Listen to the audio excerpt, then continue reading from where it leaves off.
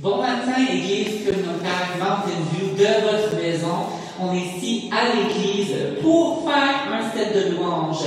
Je sais que c'est une nouvelle plateforme qu'on utilise, mais hang in there, comme on dit, parce que ça va bien aller. Donc, levez-vous si vous voulez, tapez des mains, chantez, dansez, vous pouvez même danser parce qu'on ne vous verra pas de toute façon.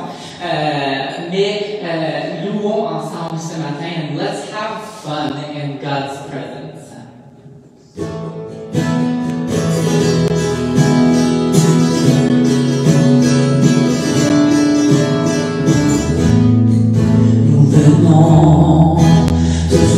Seigneur, un sacrifice de louange, le fruit de nos lèvres qui confesse ton nom, car il est comme toi.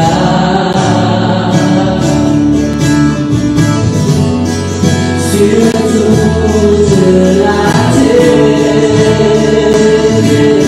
à toi seul.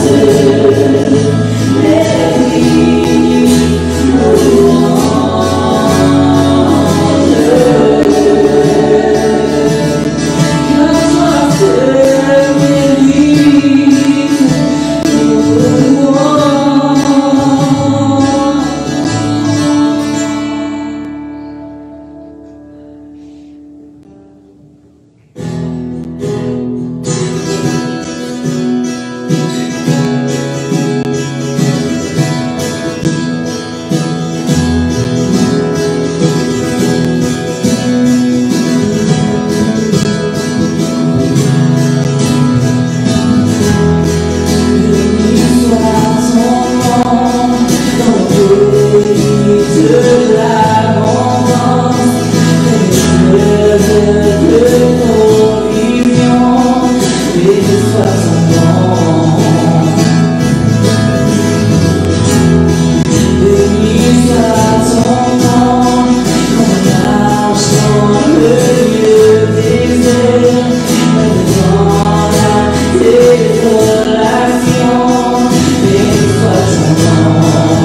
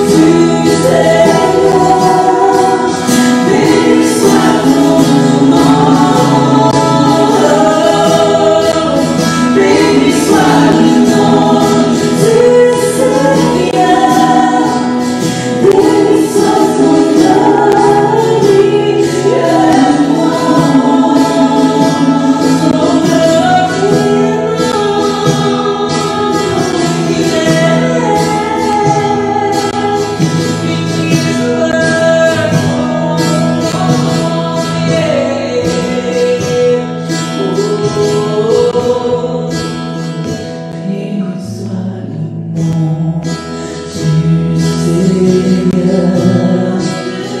Béni soit son nom. Béni soit le nom du Seigneur. Béni soit ton glorieux nom.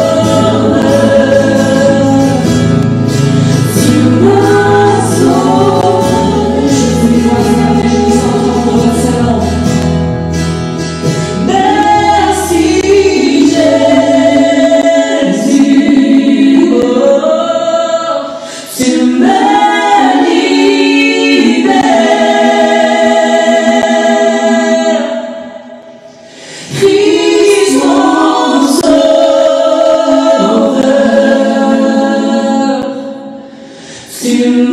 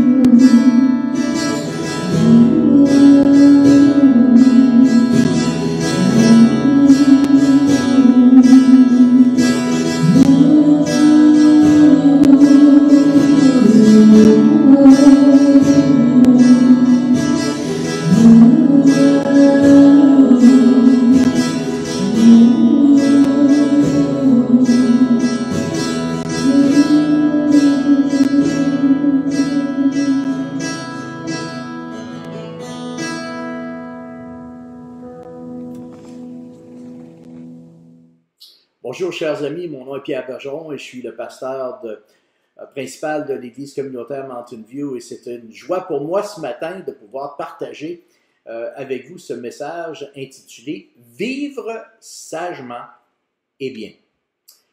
En fait, il y a environ un mois, j'ai lu le texte du psaume 90 au verset 12 qui a déclenché une réflexion concernant mon attitude, mon état d'âme face aux circonstances que je vivais à ce moment-là. Et je me suis posé des questions comme qu'est-ce qui soutient une personne dans un temps de crise? Qu'est-ce qui fait qu'une personne n'est pas déstabilisée par l'incertitude qui entoure une crise? Qu'est-ce qui fait qu'une personne ne sombre pas dans la dépression quand elle perd son emploi ou que son monde est chamboulé? Et en fait, ce matin, j'aimerais partager avec vous l'encouragement que j'ai reçu en réfléchissant au texte du psaume 90, le verset 12, qui dit « Enseigne-nous à bien compter nos jours, afin que nous appliquions notre cœur à la sagesse. » J'aime la façon que The Message, qui est une transcription anglophone, exprime ce verset. Et voici ce qu'il dit. « Apprends-nous à bien vivre. Apprends-nous à vivre sagement et bien. » Je crois que la majorité des gens veulent bien vivre leur vie. Ils veulent vivre une vie consciencieusement, avec discernement. En fait, la plupart des gens aiment et veulent faire du bien à ceux qu'ils côtoient dans leur quotidien. Et certainement, c'est notre désir à nous en tant que croyants. Alors, qu'est-ce qui nous permet, en tant que croyants, d'encourager nos voisins, nos collègues de travail, nos beaux-frères, belles-sœurs, nos petits-enfants? Qu'est-ce qui nous permet, qu'est-ce qui nous anime et qui nous permet d'être un sujet d'encouragement pour ceux qui nous entourent? Alors, j'ai séparé mon partage ce matin en 3 points, et les 3 points sont les suivants. Premièrement, je veux reconnaître que je ne suis pas un super-héros. Deuxièmement, on va voir qu'on est des porteurs d'un message d'espérance. Et troisièmement, on va terminer en voyant qu'en fin de compte, on porte et qu'on exprime ce message d'espérance différemment. On n'a pas à être la même chose ou faire la même chose que la personne à côté de nous. Alors, commençons avec le premier point. Je ne suis pas un super-héros. L'origine du psaume 90 est attribuée à Moïse. Et on croit qu'il a été écrit vers la fin des 40 ans que le peuple d'Israël ont passé à errer dans le désert. Pouvez-vous vous imaginer, là? Nous, on vient de vivre 3 mois de confinement, là, et justement, quelqu'un me disait cette semaine, ça m'a rendu dingue, et on vient de vivre 3 mois de confinement, et eux, ils ont erré pendant 40 ans dans le désert avant d'arriver à leur destination. Un des rapprochements qu'on peut faire avec ce texte et notre vie contemporaine est celui de la vulnérabilité de l'être humain. La vulnérabilité de l'être humain. Les versets 2 à 6 du psaume 90 reconnaît à la fois la fragilité de l'être humain et aussi l'existence éternelle de Dieu. Et j'aime bien la manière que David, dans le psaume 103, reconnaît cette finitude de l'homme. Voici ce que dit le psaume 103 à compter du verset 14. « Dieu sait de quoi nous sommes formés. Il se souvient que nous sommes poussière. L'homme, la femme, l'être humain, ses jours sont comme l'herbe. Il fleurit comme une fleur des champs Et lorsque le vent passe, bien, lorsque le vent passe sur elle, elle n'est plus. Le lieu qu'elle occupait ne le reconnaît plus. Mais la bonté de l'Éternel dure à jamais pour ceux qui le respectent. Avant la pandémie, la société en grande partie ne réfléchissait pas à leur fragilité et un bon pourcentage ne croyait même plus en Dieu. Avant la pandémie, trop de gens pensaient qu'ils étaient des super-héros. Des super-héros qui contrôlaient leur destinée, qui contrôlaient leur vie. Mais du jour au lendemain, on a réalisé qu'on contrôle peu de choses.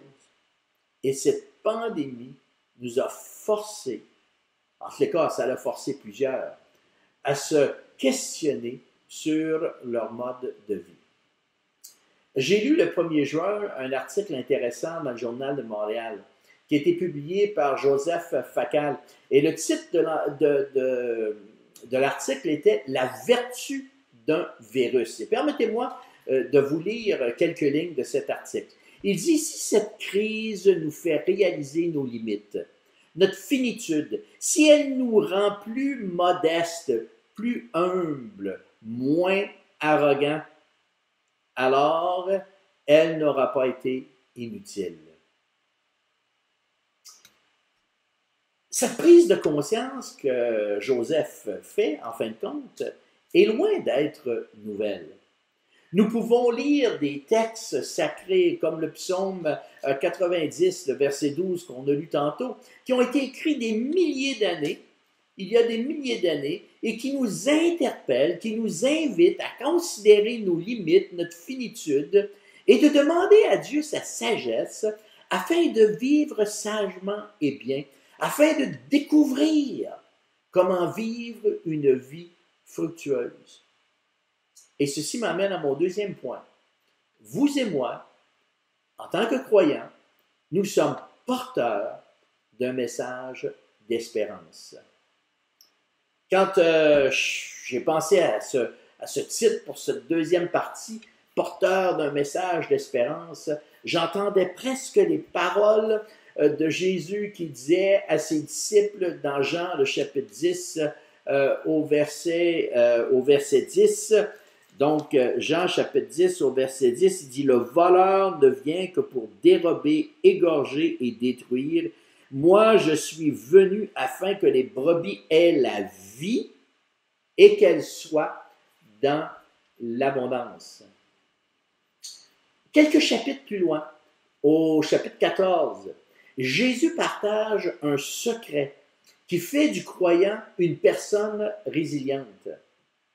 Et ce secret est que votre cœur ne se trouble point. Il est tellement important, lorsqu'on se retrouve dans une situation de crise, de se rappeler de cette exhortation, de cet encouragement que le Seigneur nous donne, que votre cœur ne se trouble point. Ce texte dans la parole vivante nous dit « Ne soyez pas inquiets, que votre cœur ne soit pas troublé.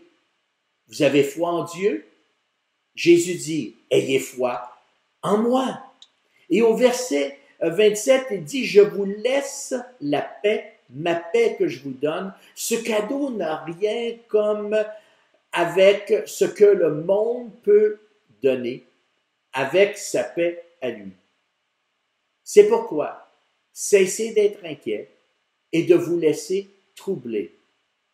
Bannissez toute crainte de vos cœurs. Bannissez toute crainte de vos cœurs. Au milieu des questionnements, au milieu de nos limites, de notre finitude, Jésus nous offre une nouvelle vie afin de nous donner un avenir et de l'espérance, afin de nous donner une vie où nous ne sommes plus inquiets, où on ne s'y inquiète plus, où notre cœur n'est pas troublé par les événements, où on ne s'inquiète pas du lendemain. En tant que vétéran, j'ai passé 12 mois et demi en Afghanistan et je peux vous dire, après avoir déployé dans des pays comme la Bosnie au moment du conflit de la Bosnie et aussi en Afghanistan, je peux vous dire que ce n'est pas la foi que les gens perdent à la guerre, mais plutôt l'espérance. L'espérance que les choses vont changer. L'espérance d'un avenir meilleur. Et vous et moi, en tant que croyants, nous sommes, la Bible nous le dit, nous sommes des porteurs d'un message d'espérance qui peut bannir toute crainte du cœur de celui ou de celle qui met sa foi en Dieu. Et c'est pour cela que dans Matthieu, le chapitre 5, le verset 13, Jésus dit à ses disciples, « Vous êtes le sel de la terre. » La parole vivante exprime ce verset comme ceci, « Ce que le sel est aux aliments, vous l'êtes, vous, pour cette terre. Si le sel devient insipide, avec quoi lui rendront-on son pouvoir salant? Il ne sert plus à rien. Il n'y a qu'à être jeté dehors où il sera piétiné par les passants. » La transcription anglophone de Message débute ce verset avec une question en disant « Laissez-moi vous dire pourquoi vous êtes ici. » Laissez-moi vous dire. Posez-vous la question de savoir pourquoi vous êtes ici. Bien, laissez-moi vous dire pourquoi vous êtes ici. Et dans ce texte, Jésus nous dit « Laissez-moi vous dire pourquoi vous vivez aujourd'hui. Laissez-moi vous dire pourquoi vous vivez aujourd'hui dans la famille dans laquelle vous êtes, dans le milieu de travail dans lequel vous êtes, pourquoi vous vivez durant cette pandémie, pourquoi vous vivez à ce moment ici sur la terre. C'est pour être le sel de la terre. Il n'y a probablement pas de plus grande quête chez l'être humain que celle de trouver un sens à sa vie. Richard Leider et David Shapiro, qui sont les auteurs d'un livre intitulé « Repacking Your Bags », ont écrit « La crainte numéro 1 des gens est d'avoir vécu une vie insignifiante. » Wow! La plus grande crainte des gens est d'avoir vécu une vie insignifiante. Je vous l'ai dit au début, les gens veulent vivre une vie qui fait du sens. Ils veulent vivre une vie qui fait du bien, qui a un impact sur les autres. Combien de fois est-ce que vous vous êtes posé la question, qui suis-je? Qui suis-je? C'est quoi l'objectif de ma vie? Qu'est-ce que je fais ici-bas sur la terre? Qui suis-je? Qu'est-ce que je fais là? C'est quoi l'objectif de ma vie? Je vous suggère que notre tâche ne consiste pas à créer une mission de vie, mais plutôt de la découvrir. Et la première étape de cette découverte est de reconnaître que Jésus est venu nous donner une vie nouvelle afin de nous offrir un avenir et de l'espérance. Le choix est le nôtre. On peut choisir d'accepter cette vie ou on peut dire non à cette vie. Et c'est dans cette expérience que nous découvrons le sens de notre vie. La Bible est claire que l'être humain a été créé par Dieu et pour Dieu. Alors, si Dieu n'est pas dans notre vie, il y a un questionnement. On va questionner, on va avoir une difficulté, on va être en quête de sens. Et on va chercher notre sens un peu partout, dans différentes choses. Mais quand on comprend qu'on a été créé par Dieu et pour Dieu, on découvre le sens de notre vie dans cette expérience, dans cette vie nouvelle que le Seigneur veut nous donner. Une fois que nous avons accepté cette nouvelle vie, nous sommes prêts pour la deuxième étape, qui est celle de découvrir ou de discerner notre mission de vie. Mon ami Philippe Joret et qui est également pasteur, coach, auteur, dit dans son livre Jouer le jeu que notre mission de vie émerge de l'intérieur. Elle est rarement explosion, mais elle émerge de l'intérieur. Elle se développe lentement et progressivement, parallèlement à la croissance de l'être, à la croissance de notre vie. En fait, compte, notre mission de vie est unique, car chaque être humain est unique. Nous ne pouvons pas imiter ou essayer de vivre sous l'étiquette d'un autre. En tous les cas, on ne devrait pas. On ne devrait pas imiter ou essayer de vivre sous l'étiquette d'un autre. Mais nous devons intentionnellement découvrir notre mission de vie. Pour la grande majorité des personnes, en tout cas, ce fut mon cas personnellement, ce discernement se fait discrètement et progressivement à travers de notre cheminement quotidien, par l'entremise d'une lecture, d'une conversation inspirante, d'une formation qui met en lumière un désir, une passion, un fardeau qu'on a à cœur, qui nous motive à poser des actions dans une direction précise.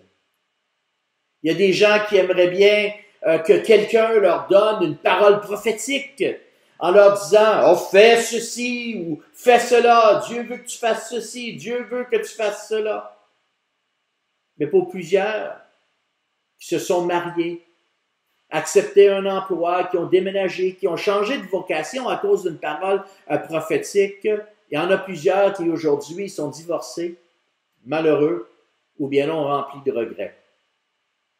Pourquoi? Parce qu'une parole prophétique peut confirmer une direction, mais c'est uniquement Dieu qui peut nous révéler notre mission de vie et non une autre personne.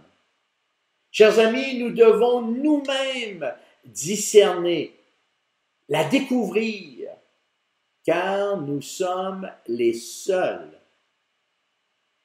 responsables de notre vie. Et lorsque nous comprenons notre mission de vie, de quelle manière Dieu veut que nous utiliser, c'est à ce moment-là qu'on peut effectivement devenir le sel de la terre.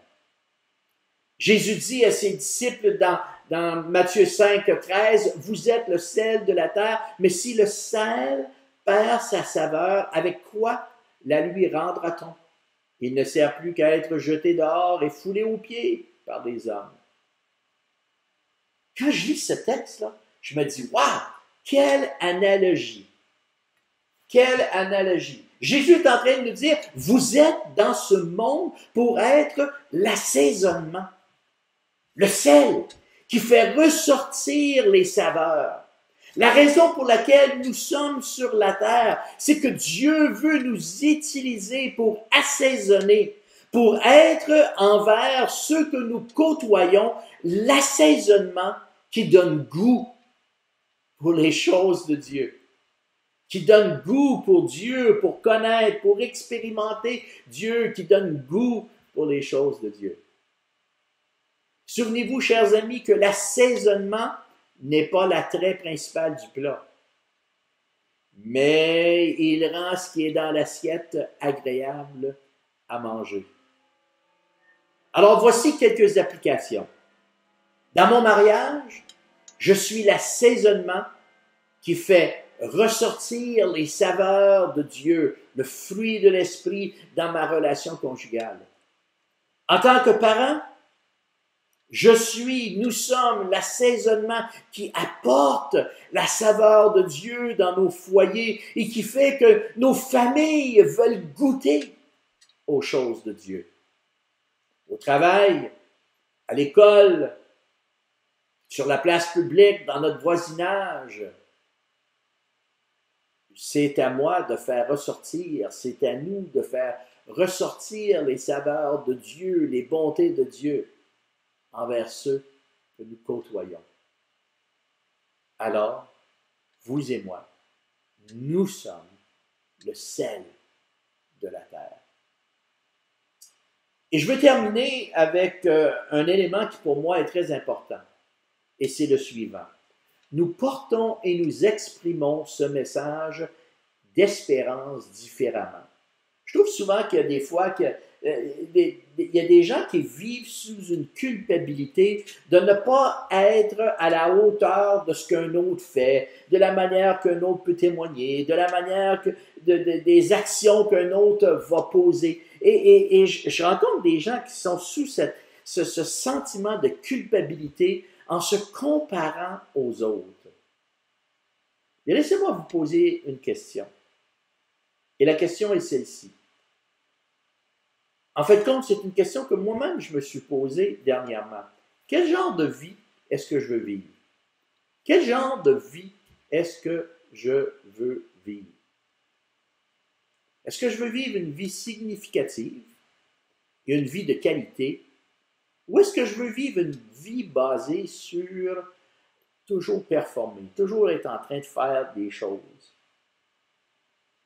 Je ne peux pas m'empêcher de penser comment notre monde, notre voisinage, notre Église, notre communauté pourrait changer si plus d'entre nous se concentraient sur une vie de qualité plutôt que performante aux yeux des autres.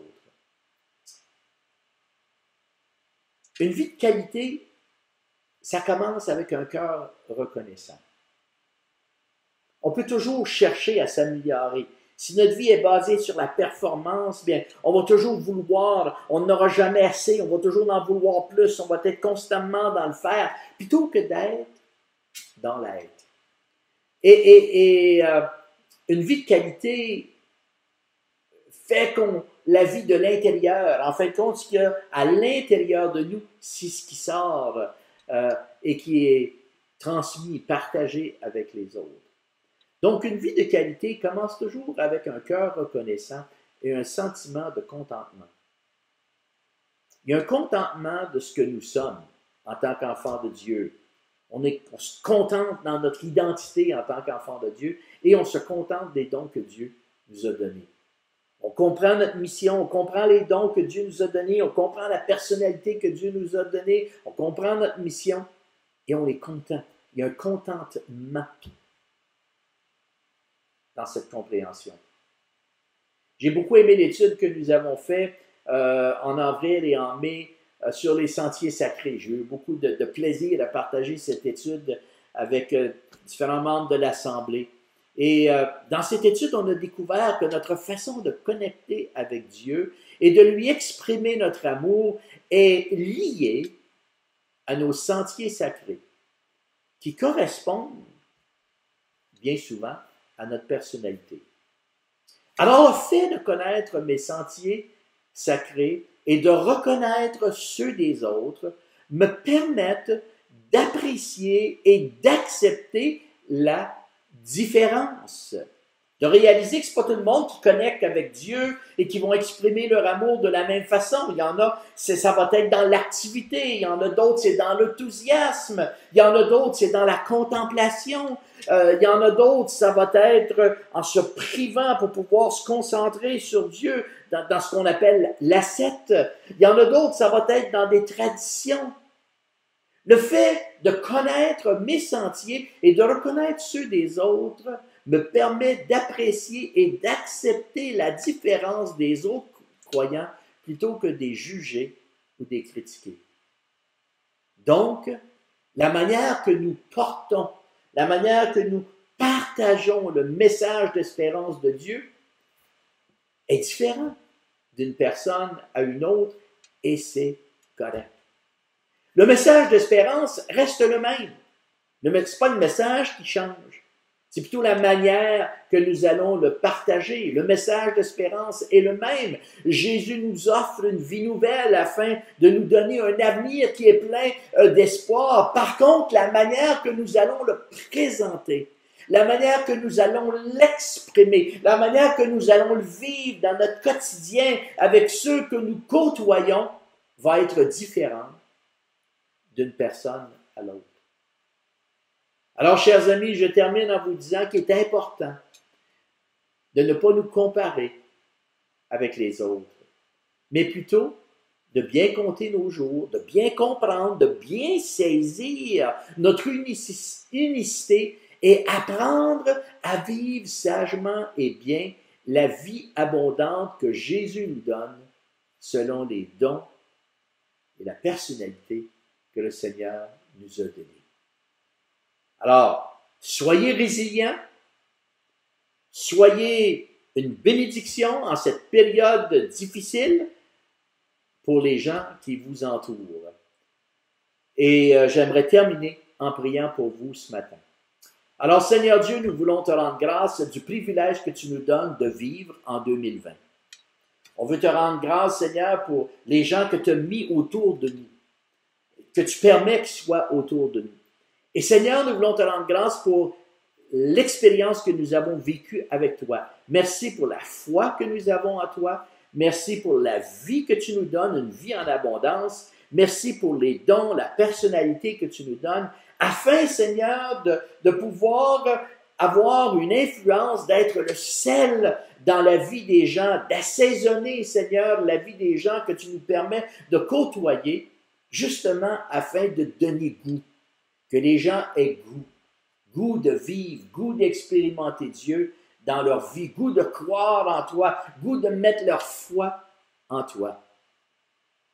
Wow, Seigneur, merci de ce privilège et aide-nous, Seigneur, à être des bons porteurs de ce message d'espérance que tu désires nous donner, un avenir meilleur. Dans le nom de Jésus, j'ai prié. Amen. Chers amis, que Dieu vous bénisse abondamment cette semaine. Ayez une excellente semaine. Que le Seigneur soit avec vous. On prie ensemble, on reste connectés ensemble, on croit ensemble, on sert ensemble. Trouvez une personne que vous pouvez bénir cette semaine dans le nom de Jésus et que Dieu vous bénisse abondamment.